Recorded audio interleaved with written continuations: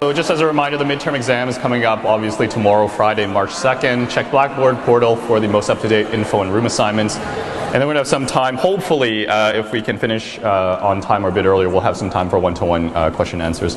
So flip to this slide. This is where we left off last time. Flip to this slide, sim porters and anti-porters.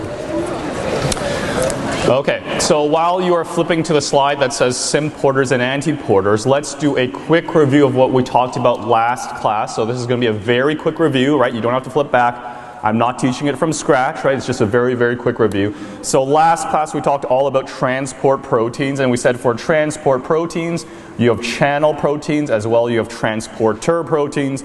We talked about how channel proteins do passive transport, and we talked about how transporter proteins can do passive transport as well, they can do active transport. So we went through examples of passive transport via a transporter protein, and then we talked about active transport. So what we talked about for active transport for these transporter proteins is that it's against the electrochemical gradient, and what we said last class is that yes, it's against the electrochemical gradient, so yes, it does require energy, but it does not have to be in the form of ATP, right? There's definitely other forms of energy.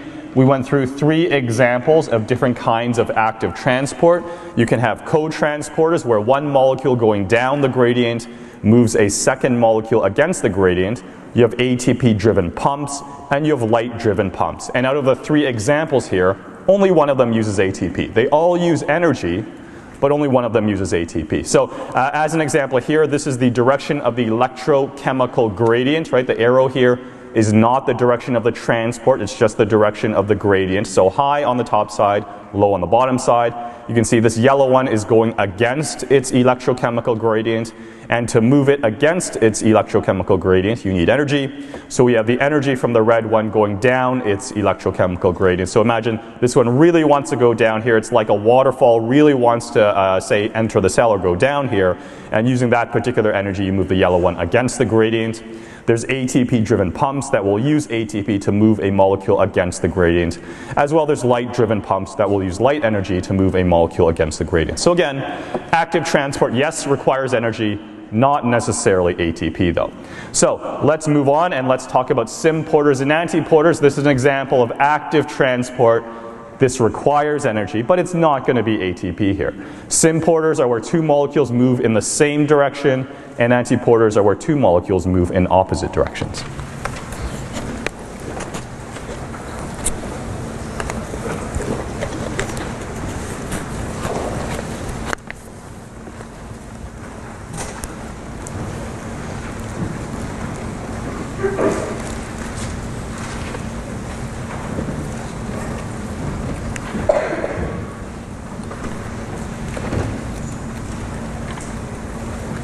Okay, so again, sim porters, 2 molecules in the same direction, anti-porters, 2 molecules in opposite directions. So we can take a look at our examples down here. So sim porter versus anti-porter. Notice one of the molecule is a transported molecule, shown for you in yellow here. The other molecule is a co-transported ion. Sim port, they both move in the same direction. Could be both going inside the cell, could be both going outside of the cell, but they go in the same direction. In an anti-porter, you can see there is a co-transported ion as well. There is a transported molecule. They move in opposite directions. Now, in both cases though, the free energy from the co-transported ion moving down its electrical chemical gradient is used to transport the second molecule against its electrochemical gradient. This is also called secondary active transport. You can call it active transport. Some people call it secondary active transport.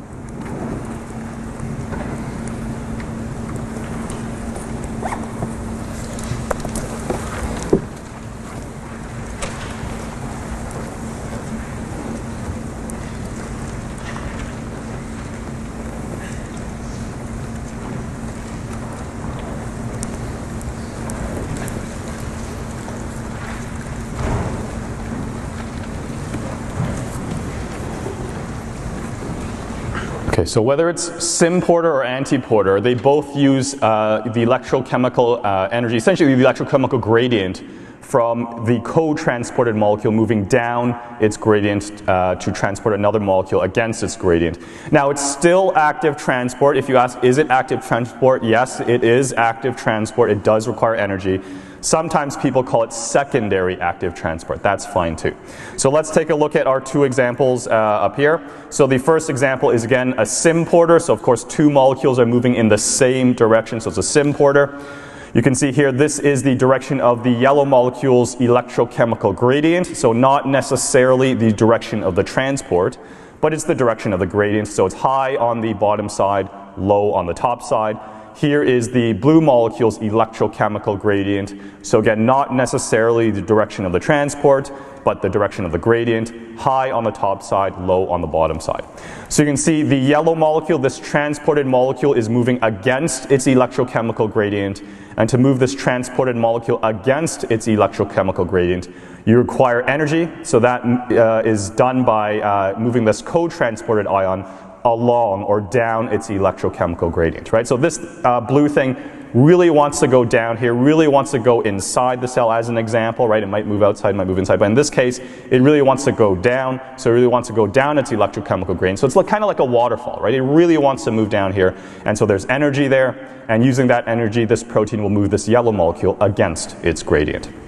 Now, as another example, we have an antiporter. So again, on the sides here, they show you the direction of the electrochemical gradients, right? The yellow one is high on the bottom side, low on the top side. And again, here is the direction of the blue molecule's electrochemical gradient, high on the bottom side, low on the top side.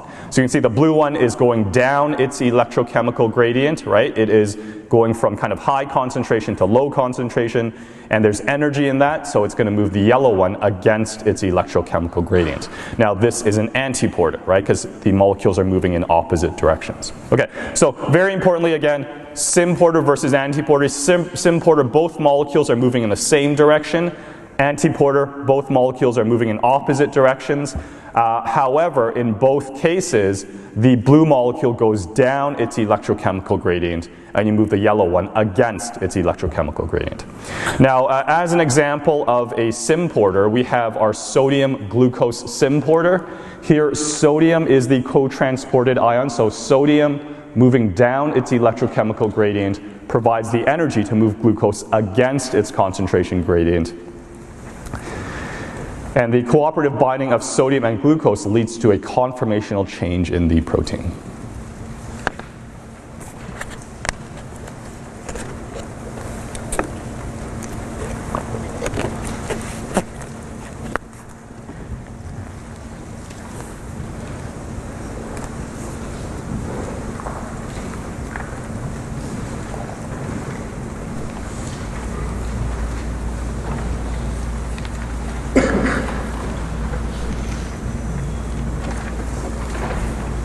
Okay, so let's take a look at our sodium-glucose symporter.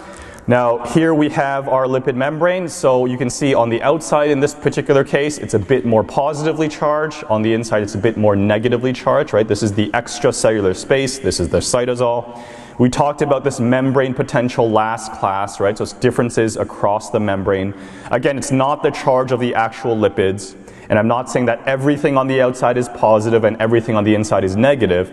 No, it's just on the outside it's a bit more positive, inside's a bit more negative. You can also see the sodium electrochemical gradient. Again, not necessarily the direction of the transport, but for the gradient here, it's high on the outside, low on the inside. For the glucose gradient, you can see it's high on the inside and it's low on the outside.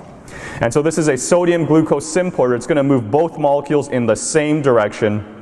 So as it says, using the energy of sodium moving down its electrical chemical gradient, right? So sodium's going to go this way, right? Down its gradient. It's a symporter. So you're going to move glucose against the gradient, and you're going to move glucose in the same direction. So glucose is also going this way.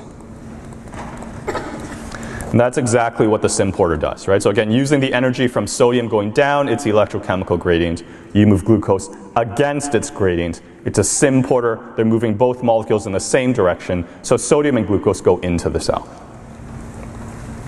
So that's the first example. It's not too bad, pretty easy. The second example of one of these secondary active transport mechanisms is in regulating cytosolic pH. So most proteins actually require a specific pH to function. In the cytosol, it's pretty much neutral. It's around pH 7.2 or so. In lysosomes, it's pretty acidic. The pH is lower, has excess hydrogen ions. pH is around 5. Excess hydrogen ions, though, leak into the cell. As well, they're produced by acid-forming reactions. So you have to regulate the cytosolic pH.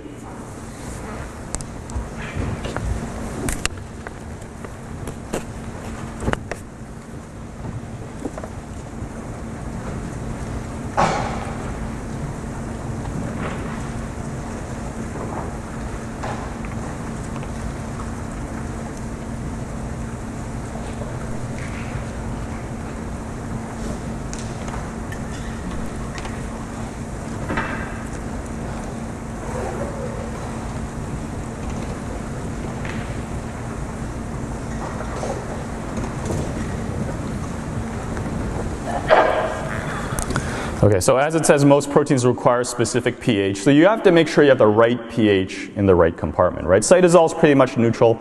Now lysosomes, be a little careful here. Yeah, inside lysosomes they're acidic. The proteins that function in the lysosomes need this acidic pH to function. Now acidic for your cell is already maybe pH 5, right? Some people think, oh, acidic? Do you mean pH 1 or 2? No, that's way too acidic. That would destroy everything. For the cell, pH 5 is already pretty acidic. So you have excess hydrogen ions here. Now, your cytosol needs this neutral pH. Inside your lysosomes, you need this acidic pH. But what tends to happen is that every once in a while, some of these hydrogen ions from the lysosome, they're going to leak outside to the cytosol. So you have to control that. You don't want your cytosol getting too low in pH. You don't want too many hydrogen ions. So as those hydrogen ions leak into the cell, say they go from the lysosomes to the cytosol, well, you have to regulate that. You have to get rid of those excess hydrogen ions. As well, there's a lot of reactions in the cytosol that can form acids that essentially form things that release hydrogen ions. So you have to regulate it. So again, the problem is that inside the cell, you can get too many hydrogen ions. It gets a little bit too acidic. So what you can do to regulate the hydrogen ions is use the sodium hydrogen ion exchanger, also called an antiporter. It uses the free energy stored in the sodium ion electrochemical gradient to move hydrogen ions out of the cell. It responds to cytosolic pH, as in if the pH drops, if it acidifies inside the cell, if there's too many hydrogen ions, then this transporter actually increases in activity. It gets even better at removing the hydrogen ions.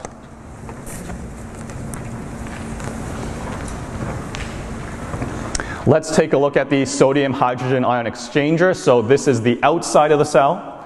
This is the inside of the cell. This is the cytosol. So here is the direction of the sodium electrochemical gradient, right? There's a lot of it on the outside, very little of it in the cytosol. Here is the direction of the hydrogen ion gradient. There's actually a lot of hydrogen ions outside the cell. There's less on the inside of the cell. So the sodium hydrogen ion exchanger will use the energy from sodium ions going down their electrochemical gradient, right? So these things really want to enter the cell, and so there's energy in that. It will use that energy to move hydrogen ions outside of the cell. So you can imagine if the pH drops, if inside the cytosol it acidifies, there's way too many hydrogen ions, well, this thing actually gets even better at its activity, so it will use more of the energy of sodium going down to remove the hydrogen ions going out. And it's going to try to keep the cytosol around pH 7.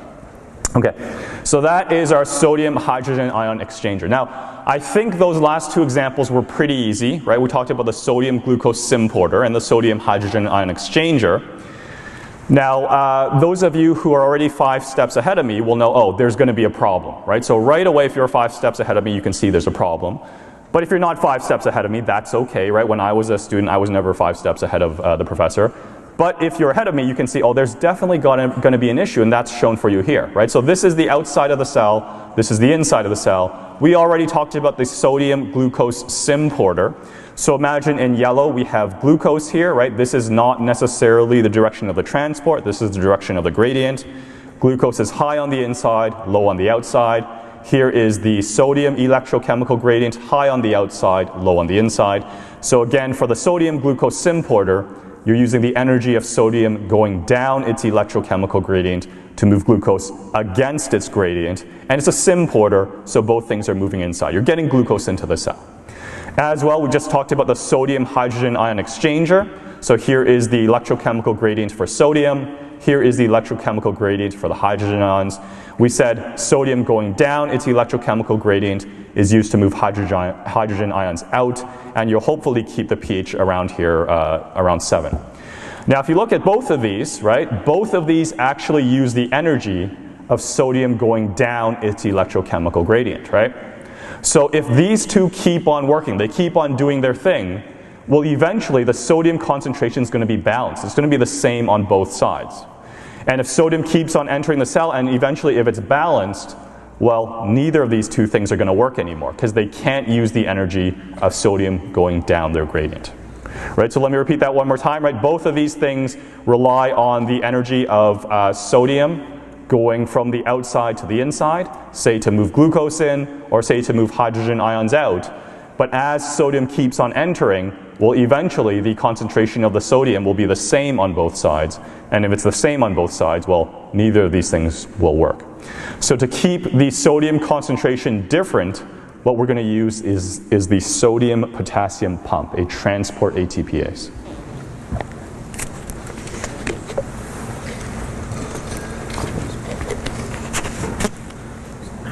Right, so as it says, these two transporters, they use the energy stored in the sodium ion electrochemical gradient to move the other molecule against their electrochemical gradients. But if they continue to work, sodium will be the same on both sides, and then nothing's going to work. Neither of those two will work. Okay, so back to our outline. We have transport proteins, and we said under transport proteins you have channel proteins that do passive transport. You also have transporter proteins that can do passive, as well they can do active. We talked about co-transporters. Let's talk about ATP-driven pumps. The first type we'll talk about is a P-type ATPase. An example of a P-type ATPase is the sodium-potassium pump. Now if you look at the name, P-type ATPase, why is it named that way? P-type ATPases are named that way because essentially during the pumping cycle they pee themselves. They will phosphorylate themselves, right? They'll clean up the pee eventually, they'll remove the phosphate, but during the cycle they will pee themselves, they will phosphorylate themselves.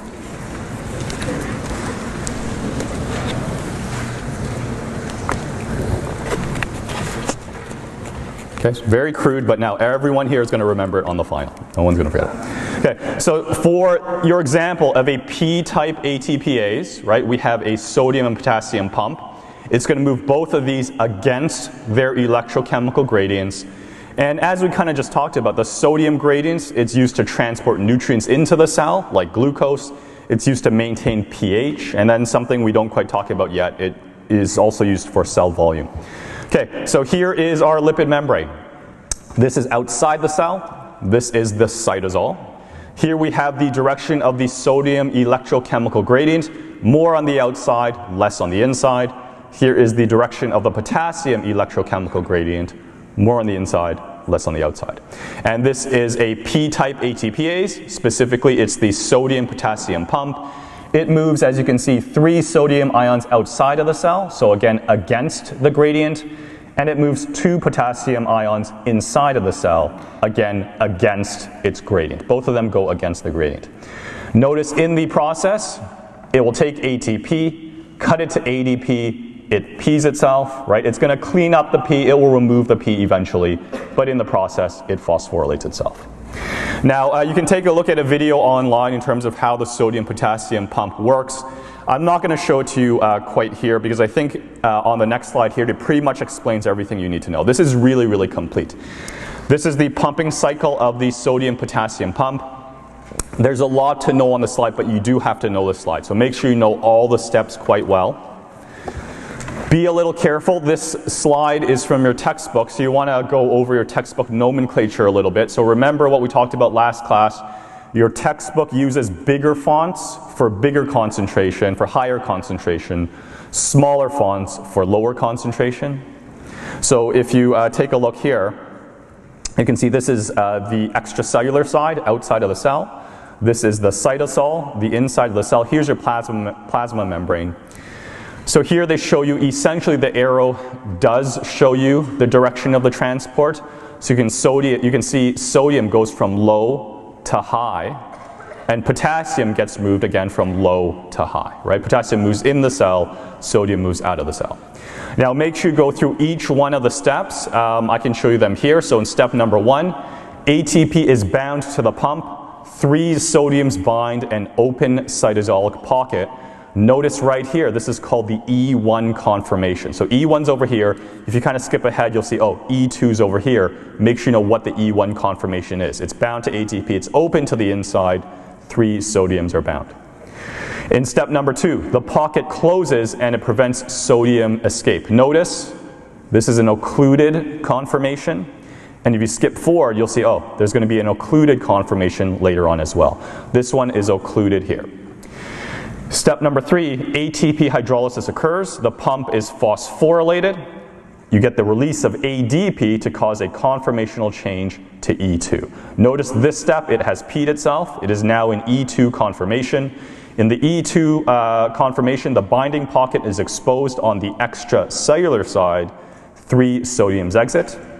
In step number 5, 2 potassiums bind. In step number 6, the pocket closes, preventing the potassium release. Step number 7, the pump is dephosphorylated, so it cleans up that P. Step number 8, ATP binds the pump and returns it to the E1 state. Potassium is released in the cytosol. Make sure you go through every single one of these steps. Make sure you understand that you cannot skip steps. You have to have one step before the next step. Make sure you understand E1 versus E2. Make sure you know which ones are occluded, which ones are bound to ATP, which ones are bound to P, which ones are bound to nothing, right? Neither of those. Go through the step quite carefully. Go through the slide quite carefully.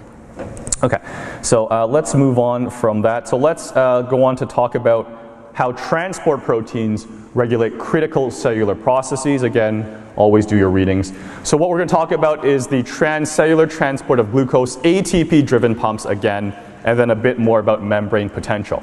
Again, we have our standard outline slide. Transport proteins include channel proteins, which do passive. They include transporter proteins, which can do passive or active. And for transporter proteins, last class we talked about the GLUT uniporter. We already talked about the sodium glucose symporter. As well, we talked about the sodium potassium pump. Now, all 3 of these things actually function together to move glucose from your intestine into your bloodstream or into the rest of your body. Now, everyone look at me here for just one sec. So this slide and the next couple of slides is something you're going to see again if you have to take second year biology, right? So again, if you have to take second year biology, the worst thing to do would be to get it wrong in 2 separate courses, right? And even if you don't have to take second year biology, you want to make sure you get it right now, right? So make sure you take a lot of notes here. In first year, like right now, we're going to spend, I don't know, maybe 10 minutes talking about this. In second year biology, if you have to take that, we'll spend maybe 1 minute talking about it, right? So we're going to go through it very, very quickly. Make sure you get it right now, and then bring that knowledge into second year if you have to take that one. And even if you don't, right, make sure you get this right now.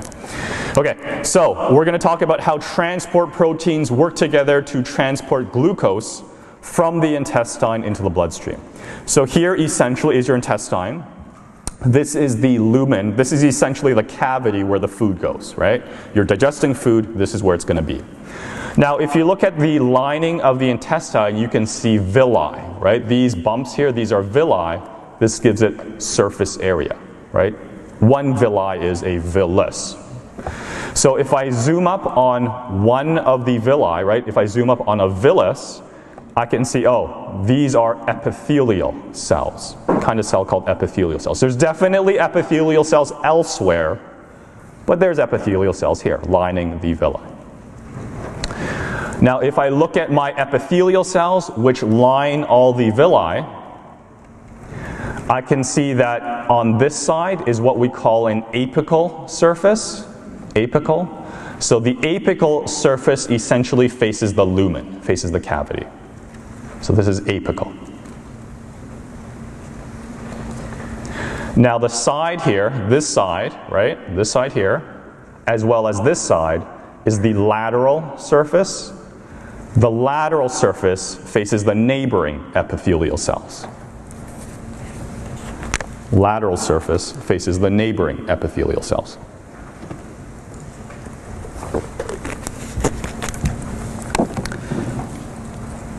And then this side down here is the basal surface. The basal surface. You can see it faces the blood. You can also write in extracellular fluid. So blood slash, I'll just write it short here, extracellular fluid. Extracellular fluid.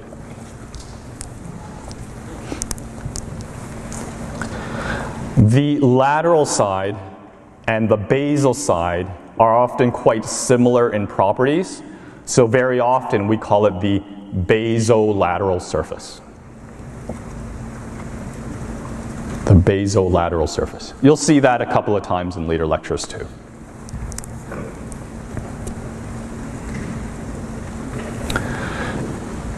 And essentially what we want to talk about then is how you move glucose from the intestinal lumen into the bloodstream.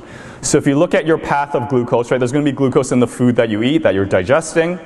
It's going to have to go past these villi, right, past these epithelial cells into the bloodstream. So imagine past here, right, into the blood, right, through the cell into the blood. You can imagine there might be blood vessels here. There might be blood vessels kind of lining the intestine here. That's fine too. Okay, so quick summary of what we talked about so far. It's going to get a lot more complicated. This is the intestine. We're talking about the transport of glucose. Lumen, that's where the digested food is. You can see the intestine has these undulating surfaces. This is the villi to give it lots of surface area. One villi is a villus. If I zoom up on just part of the particular villus, I can see there's epithelial cells. And at the apical surface of the epithelial cells, the side that faces the lumen, I can see these things. Note these are called microvilli. Microvilli. As in every single one of these villi, like these villus, you can't see it here, but if I zoom up on it, I'll see, oh, one of those villi will have these microvilli on it. So all along here, you have lots and lots of microvilli, lots of epithelial cells. Okay, apical side faces the lumen. Here is the lateral side. Here is another lateral side that faces the neighboring epithelial cells. Here's the basal side, which faces the blood, also extracellular fluid, that's fine. Lateral and basal have very similar properties, so we often call it a basolateral surface. Okay, now one thing to then pay attention to is kind of the concentration of glucose in terms of the gradient. Very interestingly, in the intestinal lumen, glucose is actually quite low in concentration. In the epithelial cells, glucose is quite high. And then in the blood, in the extracellular fluid, glucose is low again.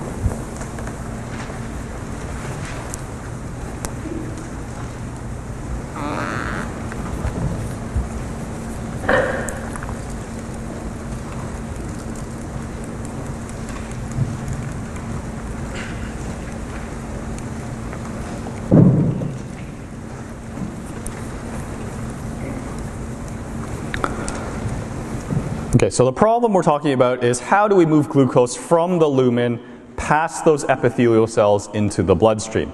And very interestingly, the glucose gradient kind of changes. The glucose concentration is quite low inside the lumen of the intestine. So over here it's quite low. Now I know what you're thinking, right? You're thinking, oh, well the food's in here, right? Well, why is the glucose concentration so low? Well, keep in mind the volume here, the area is really, really large, right? The intestinal lumen is actually very large in volume. So yeah, even though the digested food is in there, the volume is so large that the concentration overall is quite low. Now, it actually has to go from low concentration inside the lumen to high concentration. This is inside the epithelial cell. And then after it goes into the epithelial cell, you have to move it to the blood or the extracellular fluid. And the extracellular fluid or the blood is actually low in concentration again. So glucose has to go from low to high to low again. How does that work?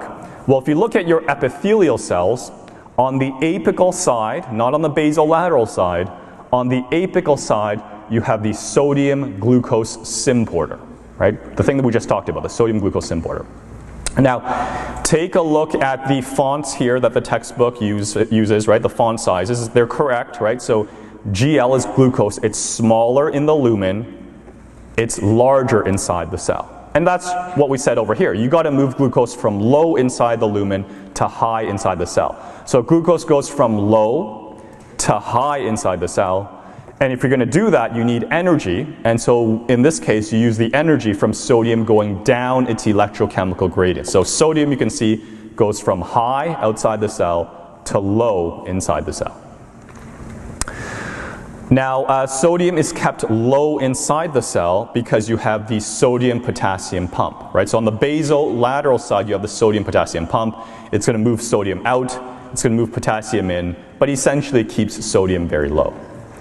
Other things will regulate potassium. We won't quite talk about them here, but there's going to be other things to regulate the potassium.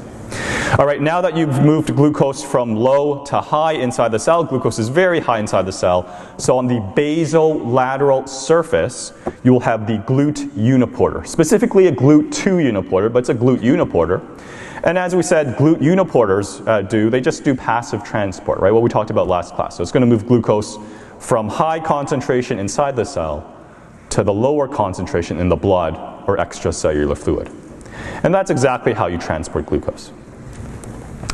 Okay, so let's review that one more time. Quick summary. This is your epithelial cell. Look on the apical side where you have the microvilli. On the apical side, you have the sodium glucose symporter. And so what that helps you to do is to move glucose from low concentration in the lumen to high concentration inside the cell. And if you're going from low to high, you're going to need energy. The energy comes from sodium going from high to low, right? Sodium's higher in the lumen, lower in the cytosol, and you keep sodium really low in the cytosol because you have that sodium-potassium pump on the basolateral surface. It's pumping out sodium, keeping sodium very low.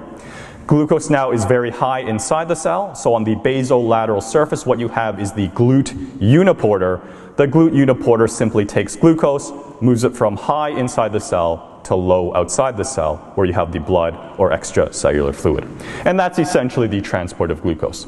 Now, very importantly, when you think of the transport of glucose, is you have to keep the proteins on the proper side, right? The sodium glucose symporter has to be on the apical side. The GLUT uniporter has to be on the basolateral side. So if you look at it, this is what they show you. Imagine here you have your epithelial cells. Here is the apical plasma membrane. So imagine here, you're facing the lumen. They don't show you the microvilli here. That's fine, right? That's fine. There's going to be microvilli here, but they don't show it to you. Here is the lateral plasma membrane. Notice, again, lateral, this faces the neighboring epithelial cells. Here's the basal plasma membrane. Basal, we say, faces the extracellular fluid or the blood. They also write in here basal lamina. This is a structure we'll talk about later. So yes, it's definitely on the basal side. It's actually a specialized extracellular matrix, but we'll talk about it later. You'll see it again. Now, on the lateral side, what you actually have are specific things called tight junctions. And the tight junctions essentially keep the proper proteins on the proper side. These transport proteins, these green proteins and red proteins, they don't mix. They're kept on their proper side because their movement is restricted by tight junctions. So on the apical side, you have green proteins, the sodium glucose symporters, and on the basolateral side, you have the GLUT uniporter and the sodium potassium pump, the red proteins.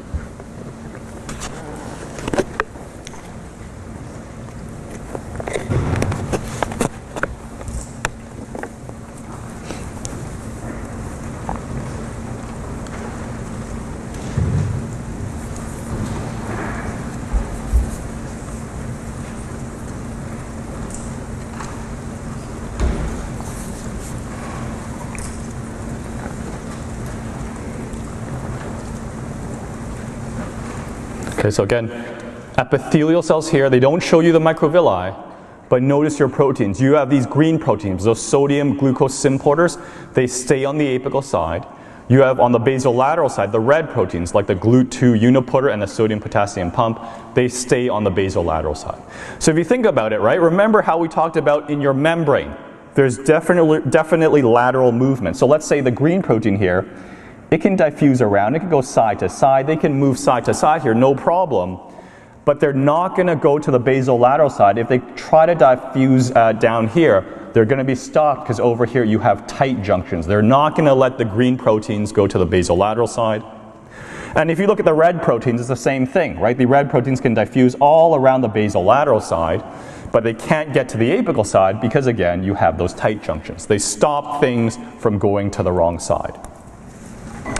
The second function that those tight junctions have, they're not quite shown for you here, is actually it stops glucose from getting between the cells.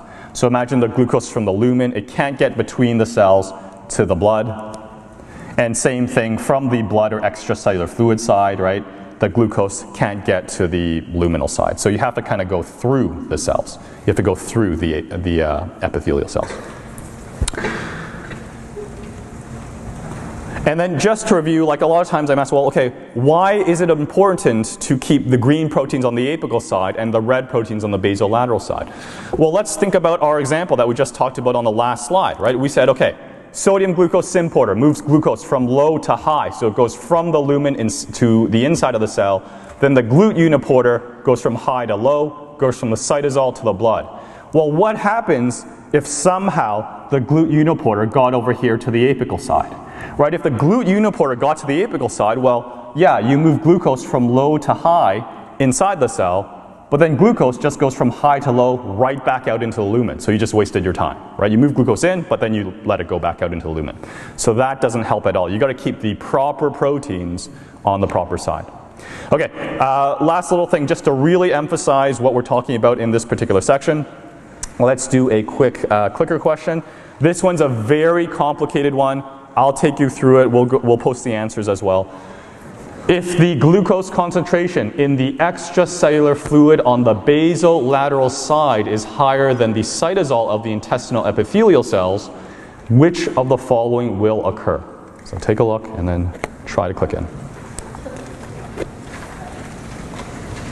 People got A, yeah, A is the right answer. Good work, good work. That's amazing actually to see that many people get it right right off the bat. So essentially they're asking if glucose concentration in the extracellular fluid on the basolateral side is higher than the cytosol of the intestinal epithelial cells, which of the following will occur? So what they're asking is, on the exam you've got to go, bam, I remember all the stuff here, right? I remember every single thing here. And it's actually saying that the glucose gradient is reversed. So the last two, right, the basolateral side, kind of the extracellular fluid or cytosol, or the blood side, it's a lot higher than the cytosol, than the inside. So another way to look at it is, let's say if we alter our font sizes here, right? Let's say on the basolateral side, the blood slash extracellular fluid side, the glucose concentration is really large there. So really, really big font. Well, if we kind of track what happens, this first step is still unaffected, right? This symporter is still on the apical side. Glucose can still go from low to high. Sodium still goes from high to low, right? It's going to move glucose in, no problem. Sodium potassium pump, it's still going to function as long as you have ATP, as long as you have sodium and potassium to move, you're good. Now this GLUT uniporter, it's still going to work, but remember GLUT uniporters, they just do passive. They just go from high to low. So if this is really, really high, well, instead of glucose coming out of the cell, glucose will go right back in, right? Glucose will go back in. So essentially, you'll really accumulate a lot of glucose in here. So yeah, the answer here is A. Intestinal epithelial cells will be unable to export glucose to the extracellular fluid. Yeah, because glucose is going to go the reverse way in. B, intestinal epithelial cells will be unable to import glucose from the intestinal lumen. No, these epithelial cells are still going to get glucose, right? You can still have this symporter working in here. It's just not going to get out of the cell into the blood. C, the sodium potassium pump on the basolateral domain of the intestinal epithelial cells will not function. No, it'll be fine. You have sodium, you have potassium, you have ATP, you're good. D, glucose symporters will be disrupted. No, as long as, again, you have that sodium gradient here, and you have sodium and glucose to move, you're good. The symporter will keep on going. Okay, so that's essentially this huge topic here. Make sure you take a look at it in the textbook. I know everyone a lot of people got it right now, but get it right on the final, right? Don't forget, keep on studying, do well here. Okay, back to our transport proteins. We talked about channel proteins, we talked about transporter proteins, we talked about ATP-driven pumps a bit. We talked about the P-type ATPases, the P ones, right? But there's also other ones. So let's talk about these other ones. So here are your ATP-driven pumps, the transport ATPases. The P-type pump, we already mentioned it, right? So they're so named because in the process they will phosphorylate themselves. They'll use ATP, cut it to ADP and P. As well, they can transport a variety of things. The sodium-potassium pump is just one example.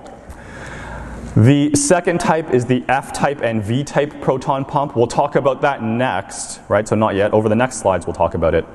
And then right now, what we want to talk about is the ABC transporter.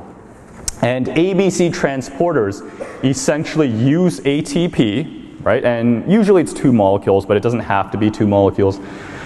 They'll use ATP and they'll pump out a small molecule. It really depends on what ABC transporter, but they'll remove a small molecule. An example of an ABC transporter is that protein involved in cystic fibrosis, right? So it's going to use ATP to remove chloride ions, thiocyanate, those types of things. Now, I'll tell you about one more example of an ABC transporter. Nothing to write down, but I think it's quite an important example. The example is in a lot of proteins that make cancer cells resistant to chemotherapy, right? So a lot of you will know if someone has cancer, very often they're treated with chemotherapy, right? A lot of drugs. And what can happen is some of those cancer cells develop a resistance to the chemotherapy. And what happens in some of those cancer cells is they actually make a lot of ABC transporters that pump out toxins, right? Normally you need those ABC transporters, normally you pump out toxins, but a lot of cancer cells, they make tons and tons of these. So as an example, if you treat that patient with a chemotherapy, their cancer cell says, fine, right? I have tons of these ABC transporters, I'm gonna pump that chemotherapy right back out. And actually that's really, really bad for the patient because you're treating that patient with chemotherapy, cancer cells are just pumping it right back out. Well, your other cells are getting that chemotherapy, so your normal cells are really getting harmed there, right? So they'll just use ATP and essentially pump those things out. And those things were actually a Canadian discovery as well. And then just to mention it is that a lot of students will ask, okay, I kind of understand that, right? You have a lot of these things, pump out toxins, cancer cells make too many, so they pump out the chemotherapy, so that patient really doesn't get treated well. So can you find something that plugs up this pump, right? Are there chemicals that plug up this pump? And absolutely, people have developed new drugs that will plug up these pumps. However, the problem is that there's many, many different kinds of these pumps. So you plug up one, another one gets made and then pumps out the chemotherapy. You plug up that one, another one gets made. So kind of the analogy is if you ever seen the cartoon where the cartoon character's on a canoe and then the canoe springs a leak and then they try to plug it up, and then there's another leak, and then they try to plug up that one, and then there's another leak, right? And eventually you can't plug up all the leaks. Well, that's essentially what's happening with a lot of cancers, is that they really make a ton of these different types of pumps and pump out that chemotherapy. So that's where we are in the current cancer research. But I think it's an important general example to know. Okay, so P-types, ABC transporters we talked about. Let's talk about F versus V-type pumps. So F-type and V-type pumps are actually kind of classified together because they're actually very, very related. They're essentially the opposite of each other.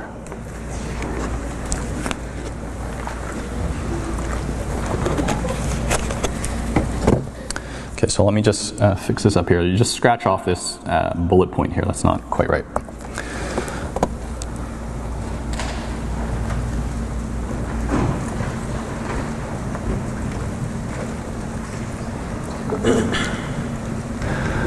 So F-type and V-type are classified kind of together usually because they're very similar, but they're really the opposite of each other. So F-type, the example is an ATP synthase. It uses the hydrogen ion gradient to drive the synthesis of ATP. So I said scratch off this bullet point. It's really one sentence together. Uses the hydrogen ion gradient to drive the synthesis of ATP.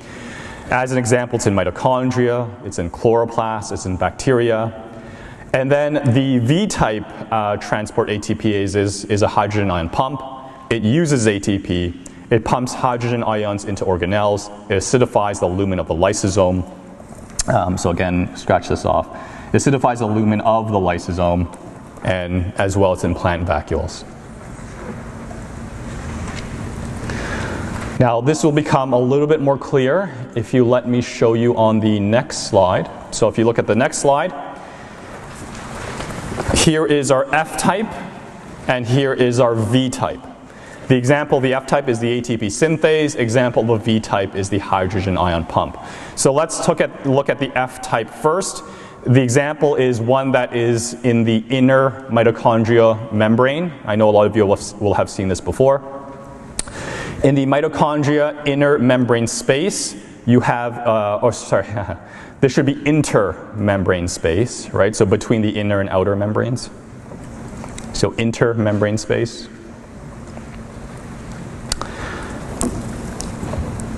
In the intermembrane space, you actually have a lot of hydrogen ions, and in the matrix, you have fewer hydrogen ions. So right here, they show you the direction of the electrochemical gradient. High in the intermembrane space, low in the matrix. And what ATP synthase essentially does is it uses the energy from hydrogen ions going down their electrical chemical gradient, going from the intermembrane space to the matrix. Using that energy, it actually makes ATP. And it actually functions kind of like a rotor in that this hydrogen ion really wants to go to the matrix. So when it kind of passes through this protein, it spins this motor, and there's kind of energy in that, and it makes some ATP. Now, that's actually the opposite of the hydrogen ion pump. Hydrogen ion pump, as an example, is in the lysosome membrane. So here's the lysosome lumen. Inside the lysosome, here's the cytosol. And what this one does is it uses ATP to pump hydrogen ions against their gradient. So it really acidifies the lysosomal lumen, right? Getting this to about pH 5 or so. So again, using ATP to move hydrogen ions against the gradient. So if you look at these two, yeah, they're pretty much opposite. And then one of the things I was kind of alluding to earlier is that, you know, over here, we kind of classify them together, right? We kind of put them in the same category, but it's really not quite the same thing. Because if you look here, yeah, this is definitely active transport, right? You are using ATP to move something against the gradient. This is not active transport, right? This is literally passive, right? Hydrogen ions are literally going down their electrochemical gradient. So it is passive, and you generate ATP. But we kind of classify this together because they're so similar, just doing the opposite things. So again, over here, yes, definitely active, right? And then over here, it's not active, but we kind of put them together because they're so similar. And then just to show you a quick video in terms of how these things work, I want to take a couple of minutes out. This is posted on Portal, or this will be posted on Portal, but it's nothing you have to go too crazy over. I think it's just a really nice video that really helps you appreciate how these things work. ATP synthase is a molecular machine that works like a turbine to convert the energy stored in the proton gradient into chemical energy stored in the bond energy of ATP.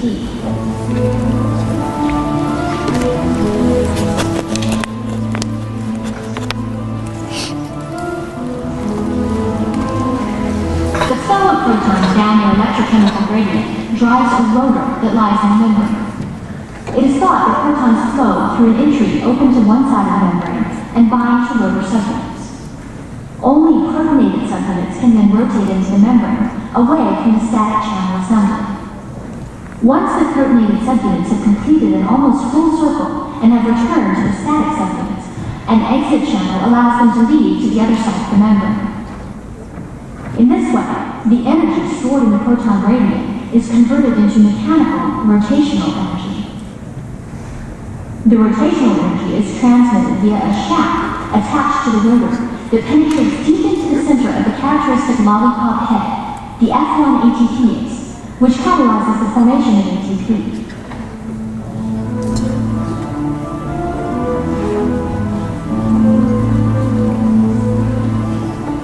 The F1 ATPase portion of ATP synthase has been crystallized.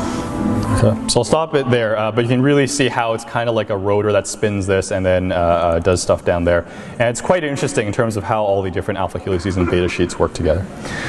Okay, so back to our outline again. We talked about transport proteins, talked about channel and transporter proteins. Now, an example of a channel protein we discussed previously was the potassium leak channel. And of course, this class we talked about the sodium-potassium pump as an example of a P-type ATPase. Now, both the potassium leak channel and the sodium-potassium pump function together in establishing the membrane potential. So the membrane potential, we mentioned this last class, it's essentially the difference in electrical charge on two sides of the membrane.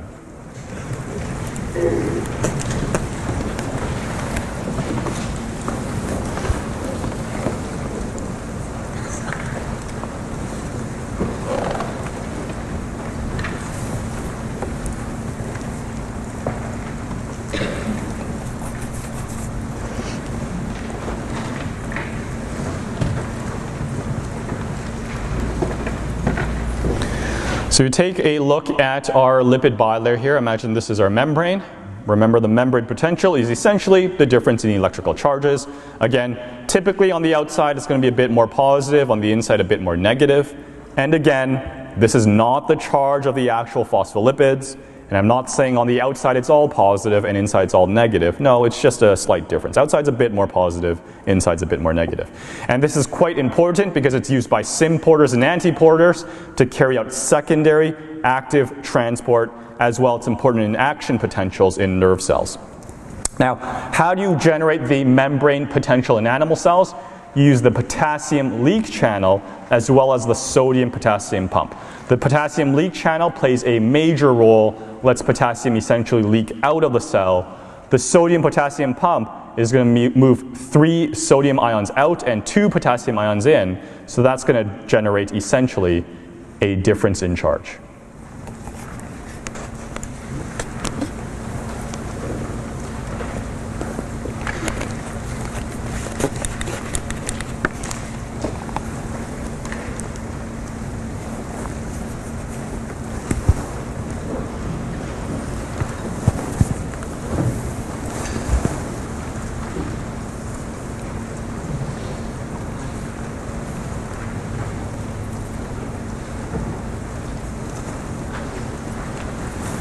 All right, so the two proteins that play a major role are shown for you here. Here is the potassium leak channel. So remember we talked about this last class. Potassium leak channel, it's always open. It's one of those non-gated ion channels. So here's the cytosol, here's the outside. Potassium, higher concentration on the inside, lower on the outside. So potassium always kind of leaks out. So you kind of take a step back and think about, oh, if potassium kind of leaks out, that means the outside, maybe it gets a bit more positive, right? I don't know, we'll see that in a sec. Now, look at the sodium-potassium pump, right? The P-type ATPase, it's going to move 3 sodiums out, it's going to move 2 potassiums in. So if you're moving 3 positive charges out, 2 positive charges in, the outside's going to get a bit more positive maybe, right? So we're going to talk about that in a sec. So some basic principles of our membrane potential in animal cells is that on the outside there's more sodium, as well there's chlorine ions on both sides, right? Cytosol has a bit more potassium, as well it has chlorine ions as well, has cells fixed anions, so proteins can be negatively charged, RNAs negatively charged, right? Macromolecules can be negatively charged, that's all on the inside. Now, be careful here, right? Don't just memorize this and think, on the outside, oh, there's only sodium on the outside, there's nothing on the inside. No, that's not what we're saying, right? We're saying just on the outside there's more sodium. In the cytosol, there's more potassium. But there's definitely potassium on the outside too. There's definitely sodium on the inside too, right? So don't think it's just one or the other. Ions typically, again, diffuse from high to low concentration, so potassium will typically leak out. So another way to think about your membrane potential is shown for you here. So on one side, notice it's pretty much lots of positive and negative. So it's pretty much the same. Pretty much on this other side, it's positive and negative. It's only very close to the membrane that you have that slight difference, right? So it's not like everything on one side's positive, everything on the other side is negative. No, it's just pretty close to the membrane, you have a slight difference. The net result in terms of what happens with all those proteins is that there's going to be more positive on the outside, there's going to be more negative on the inside.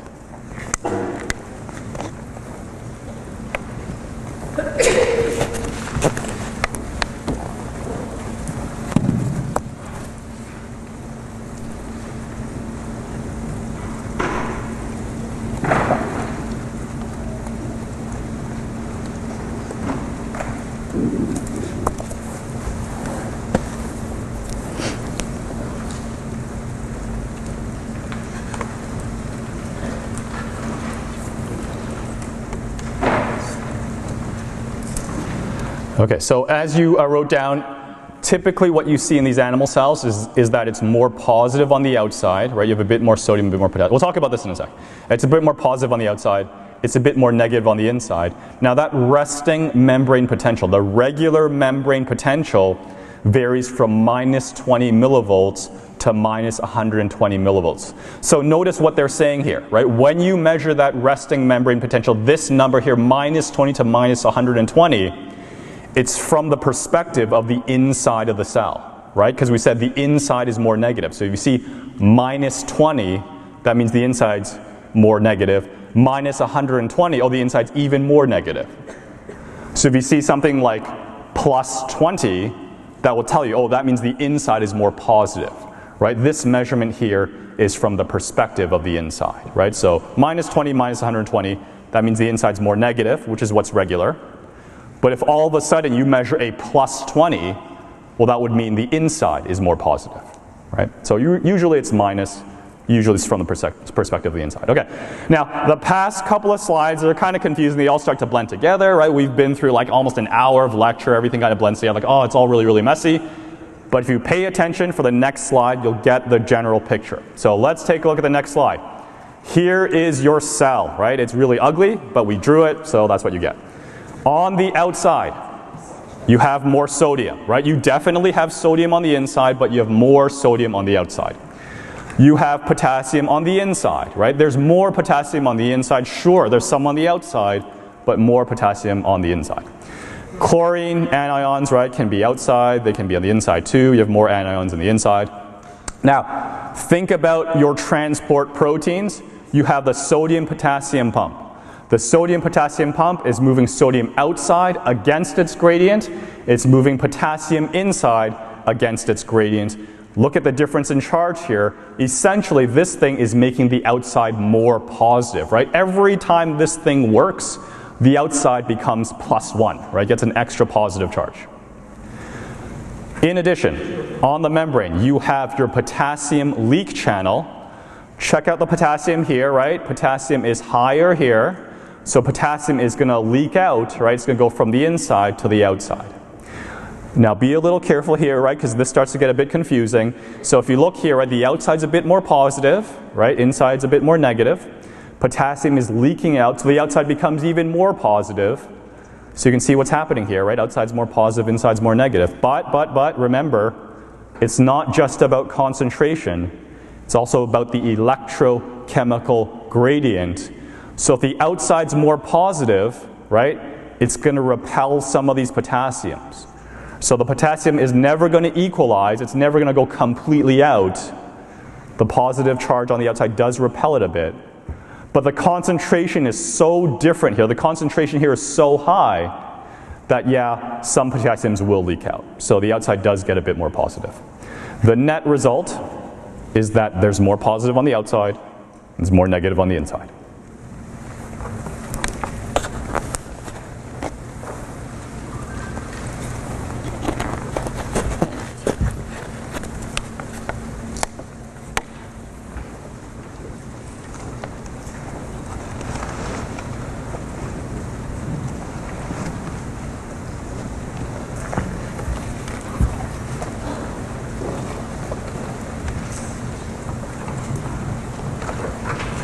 Okay, we're all good? We got that down? Okay, let me review this one more time because this is like the last 10 minutes, right? And if you get this, you're pretty good. Okay, so back. Okay, so we are looking at this square cell. On the outside, a bit more sodium. You have some on the inside, but it's more on the outside. Potassium, more on the inside. Chlorine anions, right? This is where they typically are. On the membrane, sodium-potassium pump. Sodium-potassium pump moves 3 sodiums to the outside against its gradient, 2 potassiums to the inside against its gradient. The outside gets more positively charged. You get lots and lots of potassium on the inside. You also have the potassium leak channel. Because there's so much potassium here, it's going to leak out, making the outside even more positive. And yeah, sure, the positive charges on the outside, they repel the potassium a little bit, but the concentration is so high here that you will get some leakage to the outside, so the outside will be a bit more positive. So what you have, more positive on the outside because of the sodium, because of the potassium that leaks out. Potassium will be higher here, yeah, but it will leak out to contribute to that positiveness. You get more negative on the inside.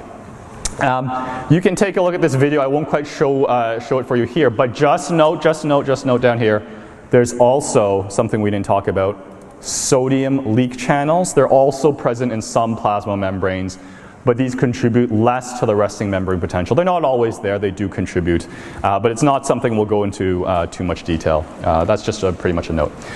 Next week we'll talk about how proteins are sorted to different intracellular compartments, and so now we have time for a one-to-one Q&A. So any questions, give me a chance to help out. Thanks.